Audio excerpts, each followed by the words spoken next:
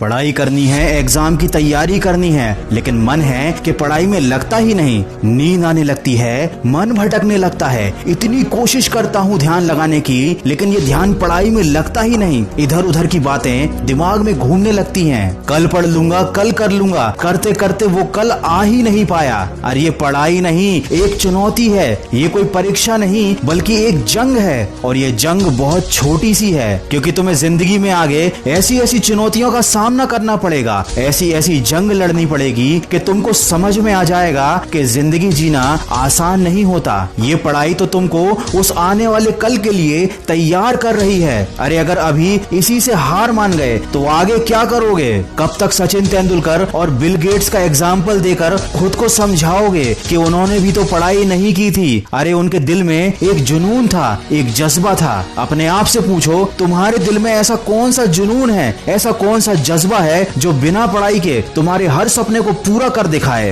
अरे जब तुम्हारी उंगलियों के निशान तक इस दुनिया में किसी और से नहीं मिलते, तो क्यों तुम अपनी तुलना दूसरों से करके हार मान लेते हो? कब तक इन बातों को सोचोगे कि पढ़ाई कुछ नहीं होती, पढ़ाई करने से क्या होता है, पढ़ाई करने से क्या मिल जाता है? अरे अगर पढ़ाई कुछ भी नहीं होती, पढ़ाई की कोई औकात नहीं है, तो ये पढ़ाई तुमसे क्यों नहीं हो रही? तुमको पता है ना, जिंदगी में अगर दूसरों से आगे जाना है, एक बेहतर जिंदगी जीनी है, तो वो काम करने पड़ते हैं जो दूसरों से करते नहीं बनते। सोचो पढ़ाई भी वही काम है जो हर किसी से करते नहीं बनता और तुमसे भी करते नहीं बन रहा। लेकिन अगर तुम कर लोगे तो तुम उन सब लोगों से आगे निकल जाओगे जो हार मान चुके हैं। आज अगर तुम अपने मन के ऊपर एक छोटी सी जीत हासिल कर लोगे तो कल बड़ी बड़ी मुश्किलों का भी हल निकाल पाओगे। सोचो अगर इतनी छोटी सी चीज से ही तुम हार गए तो आगे क्या करोगे? सोचो अगर इस मामूली से काम को करने के लिए तुम खुद को फोकस नहीं कर पा रहे हो तो आगे क्या करोगे? सोचो जब तुम अभी अपने मन को काबू में नहीं कर पा रहे हो तो आगे क्या करोगे? मैं ये नहीं कह रहा कि पढ़ाई से प्यार करो, मैं ये भी नहीं कह रहा कि किताब से प्यार करो, लेकिन कम से कम अपनी जिंदगी से तो प्यार करो। आज लॉकडाउन ने तुम्हारे सामने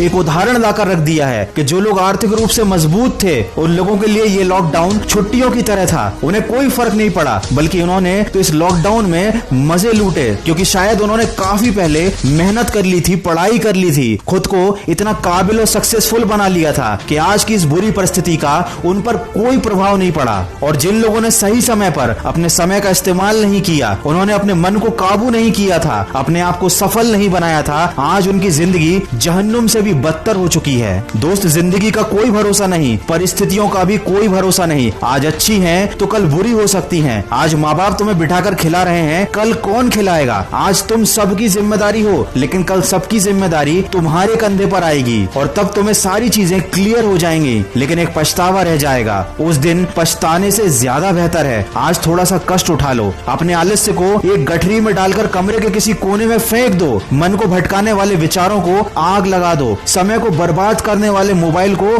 स्विच ऑफ कर दो, अपने दिमाग को थोड़ा खाली करो और एक बार फिर से मेरी कही बातों को जरा ध्यान से सुनो। तुम्हें पढ़ने से कोई रोक नहीं पाएगा, तुम्हें आगे बढ़ने से भी कोई रोक नहीं पाएगा। एक बार मन में शांत दिमाग से खुद से कहो नो एक्सक्यूज, फिर देखो क्या होता है। ये बात हमेशा याद रखना, तुमको विकल्प बहुत मिलेंगे मार्ग भटकाने के लिए, लेकिन संकल्प सिर्फ एक ही काफी है मंजिल तक जाने के लिए। अगर इंसान में सीखने की और बदलने की चाहत हो तो वो अपनी गलतियों से सीख कर अपनी जिंदगी बदल सकता है। तो जो अभी तक हो गया उसका अफसोस मत करो, आज से और अभी से एक नई शुरुआत करो। और अगर इस वीडियो में कही गई बातों से तुम सहमत हो तो इसको शेयर जरूर करना। मैं मिलूंगा आपसे अगले वीडियो में जो आपके जीवन में सकारात्मक ऊर्जा को भर दे और आपको दिखाए एक सही दिशा। सुनते रहिए मन की आवाज।